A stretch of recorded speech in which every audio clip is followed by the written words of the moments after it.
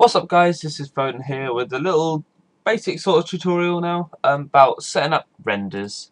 A lot of people have actually asked me this and I've never actually done it because I thought it was a bit too simple, but if people are really having problems with it then hopefully this will help you.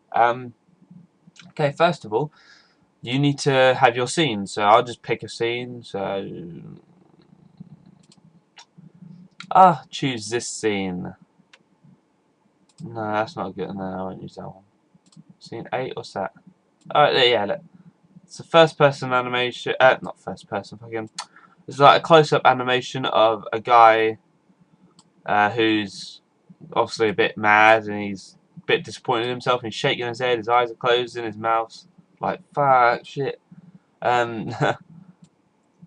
So basically, we've got our scene, and what we want to do is we want to now render it. So first of all, you come up to this button here, which is the render settings, and this you're gonna have to do. Well, no, actually, I'll show you how to save the preset. I think. You got these tabs here, and these are the tabs you need in order to carry out your render. So if we start off with output, you got width and height. Now I recommend 1280 by 720, a 720p, standard HD. Same with 30 frames per second.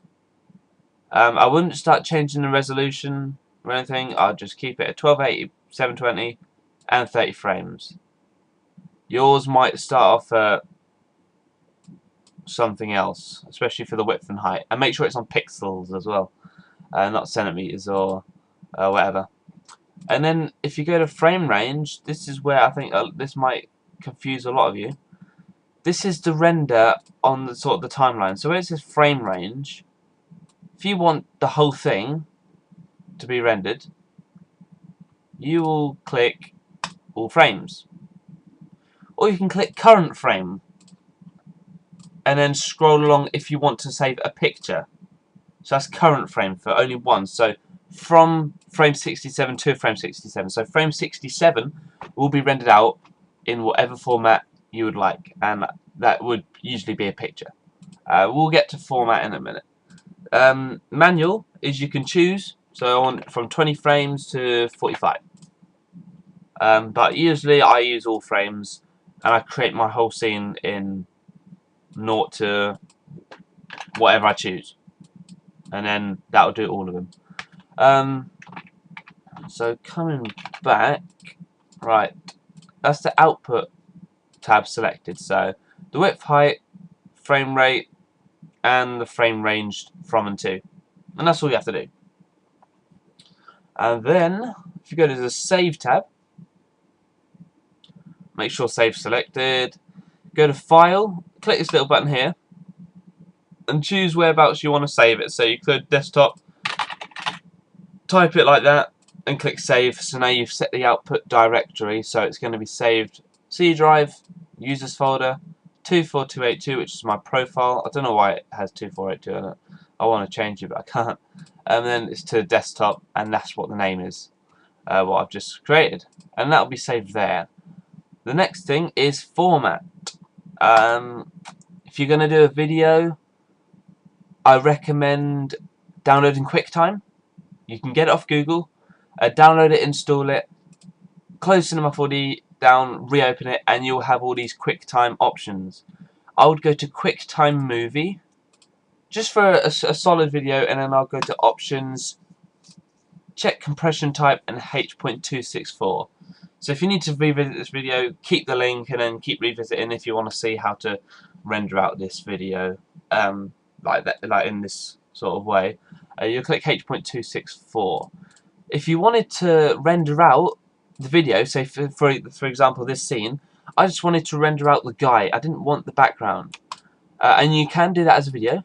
You go to QuickTime Movie again, options, leave it at animation, but go to depth and go to millions of colors plus.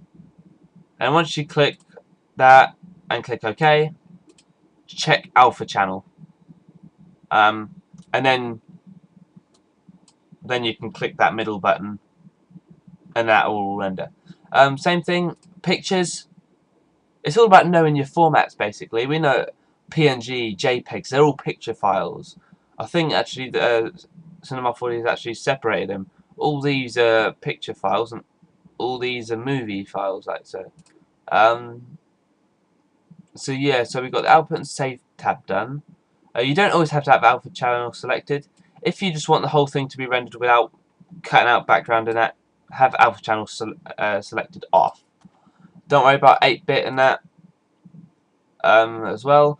Options, I don't really go into much. Obviously, I think you can change these ray depths and that down a bit so you can have a quicker render time, but I don't really bother with that, to be fair. But if you want to, there's plenty of tutorials out on that. So like search Cinema 4D render settings options or improving render speed or something like that.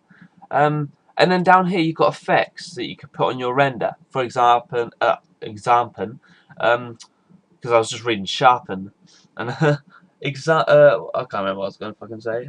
You got a sharpen tool, for example. So if I click that and I have the strength, leave it at 100. If I render that out now, oh fuck it, it's going to take too long. Take off the lights. You can see what that's actually done to the model. It's proper sharpened it up, but it's done too much and it looks really crap. So we don't want that. So you can just check that off or just hit delete. Usually the only effects that I'll use is either ambient occlusion and global illumination, and maybe a bit of subframe motion blur. But I won't go into details about them. Basically, ambient occlusion generates little shadows on the model, which creates a bit more realism. Looks a bit more, I don't know, lifelike, if you go. I mean, the global illumination, I don't actually know what it does. I think it just I don't even know what it does. I use it, but I can't explain it. I don't know. It brightens the model up. So like if you had shadows, really dark shadows, and you use global illuminations, it will dim those shadows, but it will sort of keep the model quality. I don't know how to explain that. You'll have to ask somebody else if you would like to know about it, because I'm not entirely sure. So yeah, that's all I'll use for effects. And then once you've set up how long you want it, how big you want it, where you want it to be saved by, what format, you are good to go. And then you click this middle button here, and that, wait, let me just take off this bit just so it doesn't actually save. And then, oh, what have I done? Oh, I've left it in manual. All frames and then render, and then your animation will go about rendering, and then it will be saved to wherever you want. So yeah, that's how you do it, guys. Hope this helped. Like and comment, subscribe, and I'll see you in the next video. Peace.